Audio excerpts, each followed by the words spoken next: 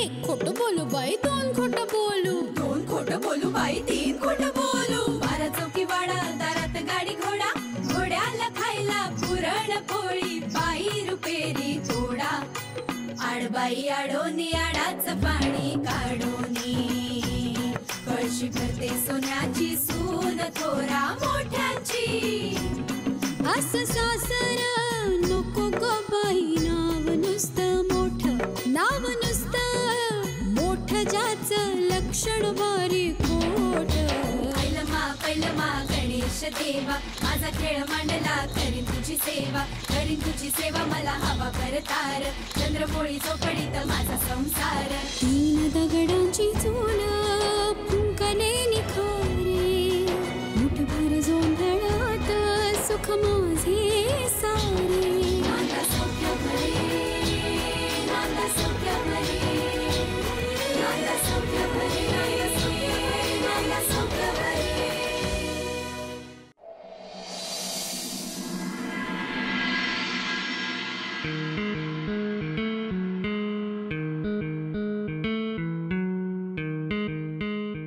ए बाई, तू हसतेस काय? फार खुश दिसू नको, सर लफडं करशील. वर जाऊन काय करायचं ते माहितीये मला. मला एकदम संपदाची आठवण आली म्हणून असं. फार हुरळून जाऊ नको सर ललिता. संपदासारखी माणसं फार ताब्यात जात नसतात कोणाच्या. ती कशाला माझ्या ताब्यात राहायला हवी? माझ्या कामी आली म्हणजे झालं. तुला वाटतं ती तुझ्या कामी येईल? हो नक्की. आज वच्छी मावशी होत्या म्हणून तिला काही सविस्तर सांगता आलेलं नाहीये मला, पण मी तिला जे काही सांगितलंय ते तिला बरोबर कळलं. म्हणून तर म्हणाले ना, तुम्ही सांगितलेलं सगळं लक्षात ठेवते, पण आत्ता जा. वच्छी मावशींना संशय नसेल ना आला? मला नाही वाटत त्यांना काही लक्षात आलं. त्यांना असंच वाटतंय की मी संपदाची माफी मागायलाच तिकडे गेले. बरं, आता तू काय करणार आहे? संपदाच्या मदतीने स्वानंदीला घराबाहेर काढणार. संध्याकाळपर्यंत संपदाचा फोन येतो की नाही बघा. स्वानंदीला नामोहरण करण्यासाठी ती काहीही करायला तयार होईल. चला, दोन्ही सुना वाट बघत असतील. हो, वर जाऊन जर नाटक करायचं नीट पार पडलं म्हणजे झालं. हो, काय करायचं लक्षात आहे ना? म्हणजे काय? चला.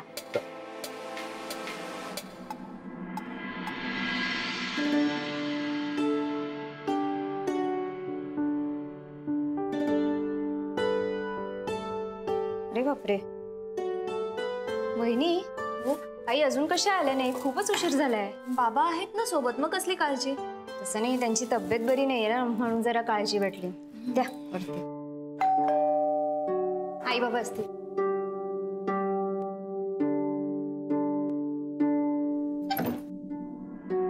आई हळू हळू सोप्यार हळू हळू. आई आई बस, हळू हळू. बाबा काय झालं? बीपी वाढले बहुतेक. बाळू पाणी आण रे. बाळू दादा, बर्फ पण आणा लवकर.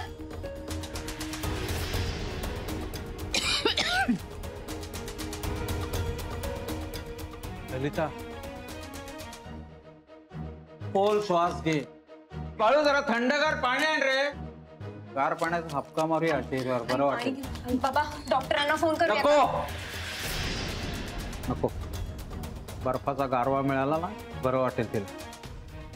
ललिता ललिता, शांत होय बघ. आता डोक्यातनं सगळे विचार काढून टाकतो. त्या प्रसंगाची आठवण सुद्धा नको आता. पण अचानक कसा त्रास वाढला? ललिता, तुला जे काही करायचं ते सगळं तू केलंस ना. आता ती आणि तिचं नशीब सोड ना तिच्या दैवावर तिला. काय झालंय आईंना? तुम्ही कोणाबद्दल बोलताय? संपदा, तिची बहीण.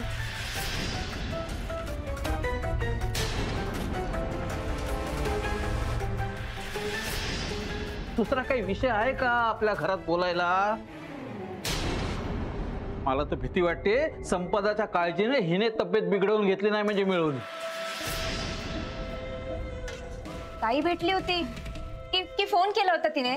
आणि काय मागत होती ग ही? फक्त माफी. पण संपदाने हिचा अपमान केला. ही तर तिच्या चक्क पायाही पडली. आई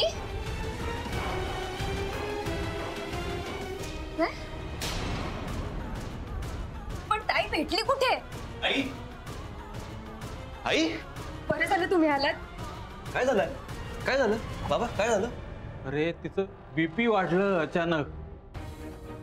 अचानक असं कसं वाढलं? काय झालं? तर काही सांगत बसू नका तुम्ही, राहू द्या आता. नाही नाही ललिता, आता मी सांगणार. किती दिवस सहन करशील तू एकटीनं? आणि का सहन करायचं त्या पोरीसाठी? प्लीज आता कशाला? एक मिनिट आई. बाबा काय झालंय? कोणत्या पोरीसाठी काय झालंय? सांगतो. आज ही संपदाच्या ऑफिस मध्ये गेली होती तिची माफी मागण्यासाठी.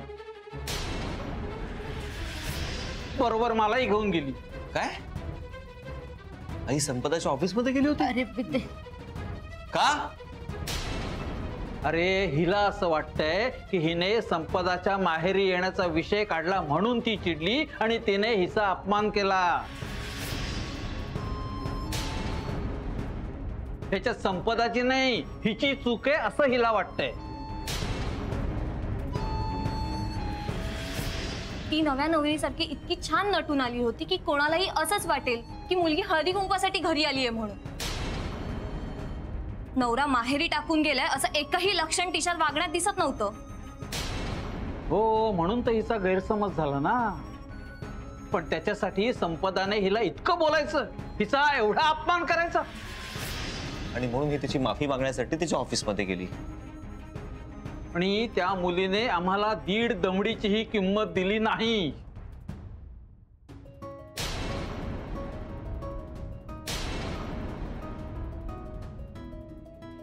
सिक्युरिटीला बोलून धक्के मारून आम्हाला ऑफिसच्या बाहेर हाकलवायला निघाली.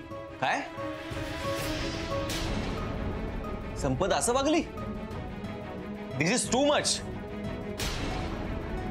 अरे हे तर काहीच नाही. पुढचं ऐक. माझी तर तळपायाची आग मस्तकाला गेली. तुझी आई संपदाच्या पाया पडली.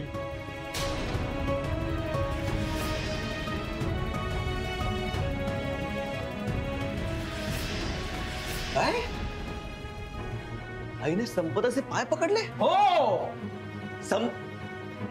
बस तुम्ही काय करताय? एक मिनिट प्लीज. आता बोलू नका. थांब स्वानंदी. तुझ्या बहिणीची खूप नाटकं झाली आता. हे मी सहन करणार नाही. एक काम कर, फोन घे, तिला फोन लाव, तिला खडसाव. आणि किती हे जे काय करते ना चुकीचं करते आणि हे आता आपण ऐकणार नाही आहोत. हा समजावून सांग तिला. लायकी त्याची माझ्या आईला बोलण्याची लायकी त्या मुलीची नाहीये.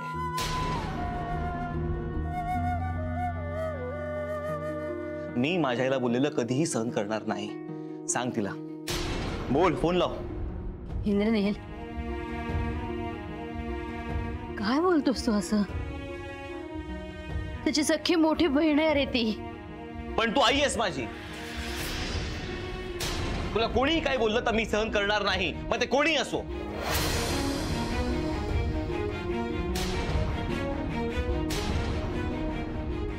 आणि हिचं बोलणं तर अजिबात सहन करणार नाही. इंद्रनील बाळा शांत हो रे. किती चिडशील? बाबा नाही, आता खूप झालं. डोक्यावरून पाणी चाललंय. हे नाही सहन करणार मी, अजिबात नाही. मला इथून पुढे तिचं नावही या घरात ऐकायचं नाहीये. इथून पुढे आपल्यापैकी कोणीही संपदाशी संबंध ठेवणार नाही, खास करून तू. तुला कळतंय मी काय बोलतोय ते? तुझी बहीण जरी असली तरी तुझा आणि तिचा संबंध आता संपला. तिचं नाव पण काढायचं नाही या घरात, कळलं? मला आता कळतंय देशपांडेंनी घराबाहेर का काढलं तिला. लायकीने तिची घरात ठेवण्याची.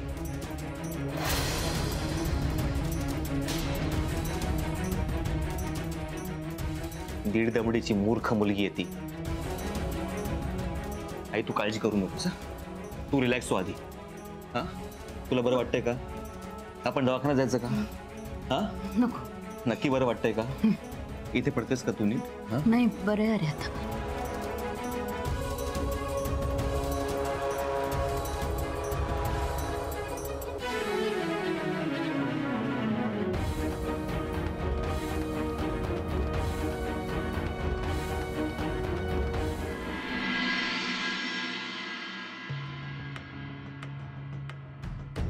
अगं तिची लायकी कळलीच, पण आपल्या लायकीचं काय? आपलीच मुलगी नाही अशी शी.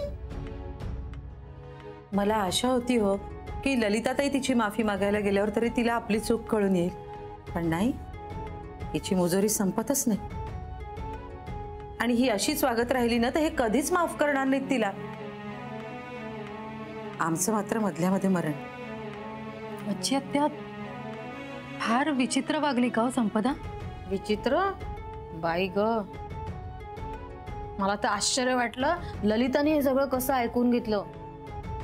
माझा तुमच्यावर विश्वासच नाही, तुम्ही चांगल्या असूच शकत नाही, असं काय काय काय काय बोलली बाई.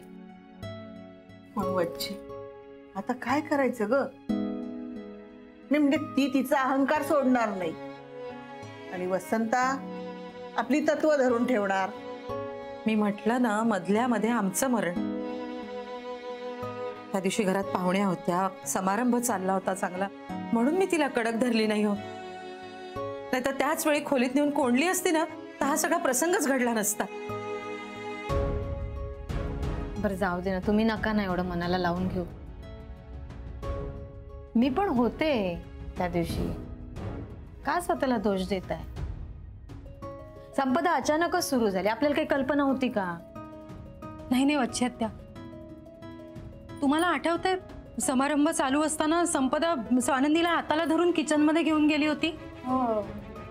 तेव्हाच त्या दोघींमध्ये काहीतरी झालं असणार, त्याचाच राग काढला संपदाने. काय होणार दोघींच्या मध्ये? प्रत्येक वेळा तिच्या समोर नमतच घेत असते माझी स्वानंदी. खरं. आणि मला ना आश्चर्यच वाटतंय संपदाचं.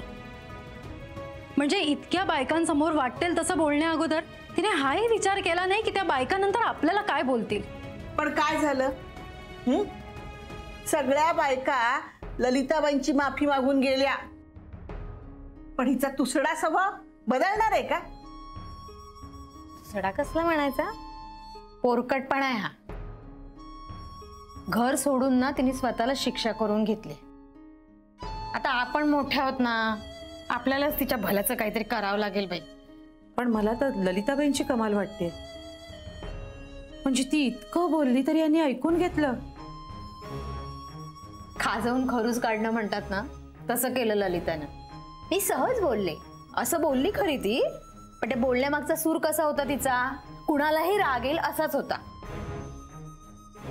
बच्चे तू काही म्हणालीस तरी चूक संपदेचीच होती. ती आहेच ग. आता ललिताबाईंच्या मनाचा मोठेपणा म्हणून त्यांनी तिची माफी मागितली, तिच्या पाया पडायला गेल्या. शी, मला तर बाई मेल्यासारखं होतंय ग. सो देवाचे आभार माना, या सगळ्या प्रकरणाचा आपल्या स्वानंदीला काही त्रास झाला नाही. हा, आता महेश आणि संपदाला एकत्र कसं आणायचं ह्याचा विचार करावा लागेल. पण आता ह्यांना कोण सांगणार? यांच्या समोर तर तिचं नावही नाही काढू शकत आपण. महेश करेल ना ते सगळं. त्याचं प्रेम आहे संपदावर. तो जर या संदर्भात बोलला ना वसंतरावांशी, तर वसंतराव ऐकतील त्याचं.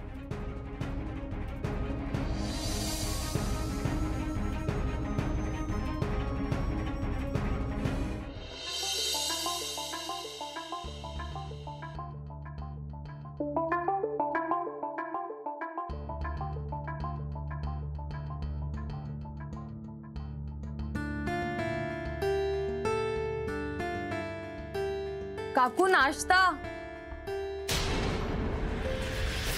अगं तू आणि स्वानंदी एकत्रच लहानाच्या मोठ्या झाल्यात ना ग.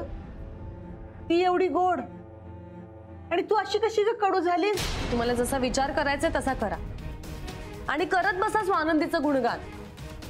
ती कशी आहे फक्त मला माहिती. अगं तू एवढी का रागवलीस? फक्त उखाणाच तर घ्यायला सांगितलं. आयुष्याने घातलेलाच उखाणा सोडवते आणि माझ्यावर ही वेळ तुझ्या आणि त्या नीलमुळे आली. स्वानंदीने मला अशा नात्यात अडकवलंय ज्यात मला आयुष्यभर एकटेपणा मिळणार आहे. जर का मला इथे एकटीला राहावं लागलं ना, तर मी तुझाही संसार सुखाने होऊ देणार नाही.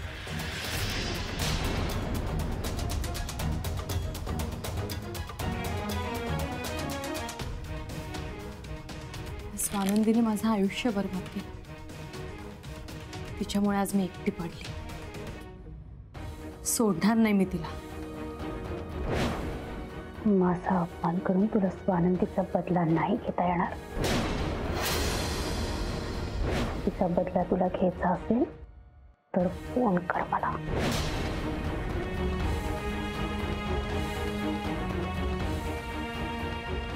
ऍक्च्युली ललिता काकूने दिलेली ऑफर चांगली आहे. घेऊ? नाही, ललिता काकू विश्वासातल्या नाहीये. थिंक संपदा, थिंक. नाही, ललिता काकू विश्वासातल्या नाहीये.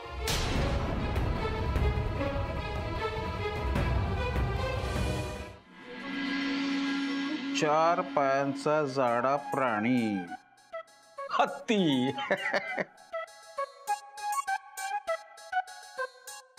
चित्रपट फिल्म चित्रपट फिल्म 3 अक्षरी काय ग? सिनेमा. हा, सिनेमा. हे ललिता, आपण दोघांनी मिळून एवढा मोठा कौटुंबिक जिव्हाळ्याचा सिनेमा केला. घरातले सगळे खिशातला रुमाल भिजेपर्यंत रडले. आपल्या इंद्रनीलने तर अत्यंत वीरश्रीयुक्त भाषण करून स्वानंदीची तंत्रवली. तरी या संपदाचा फोन कसा काय येत नाहीये अजून? किती बोलताय, किती बोलताय. या सगळ्या गोष्टी विचार करून करायच्या असतात. तिचा विचार झाला की करेल फोन. तुला खात्री आहे ना? म्हणजे काय, सत्य आहे. मला एक कळत नाही, बरोबर वेळेला हे दार कसं वाजतं, तुझा मोबाईल कसा वाजतो, बाटली कशी पडते, कसं काय जमतं काय तुला? देव माझ्या बरोबर आहे आणि तो संकेत देतो मला. उघडा, जाय, जीव चाललाय तिचा, उघडा. हो.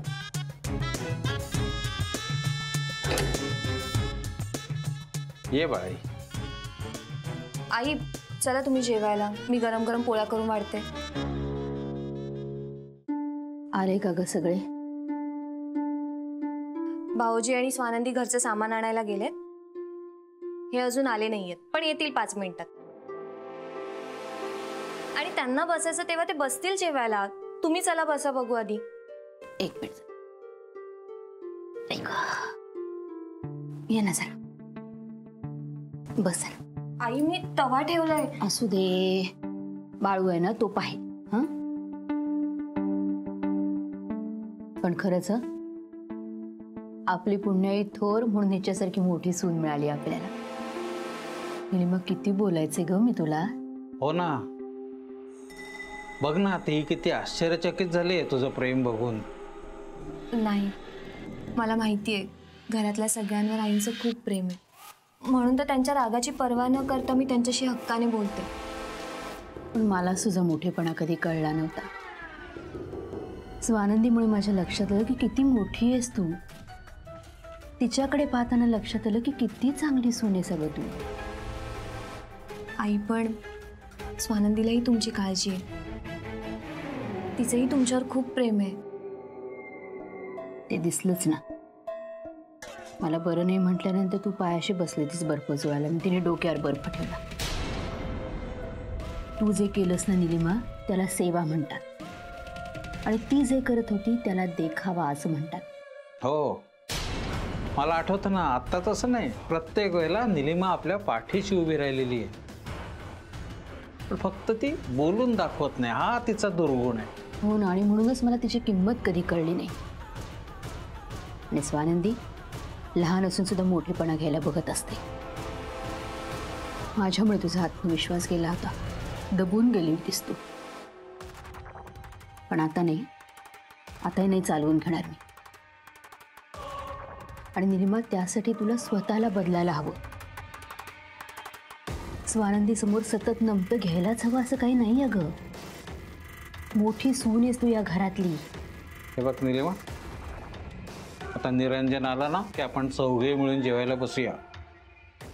आणि पोळ्या तू करायच्या नाहीस. बाळूला करू दे. ही जशी या घरातली बाईसाहेब आहे ना, तशी तू या घरातली वहिनी साहेब आहेस हे बाळूला कळायला हवं.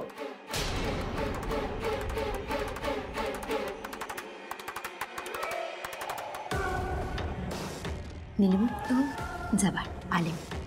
हो दार लावून घे. हा हो.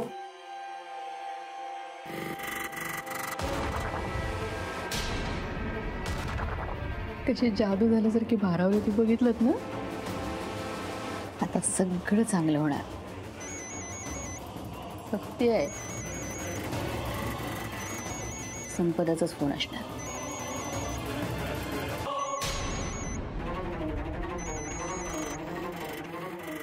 बोल गा.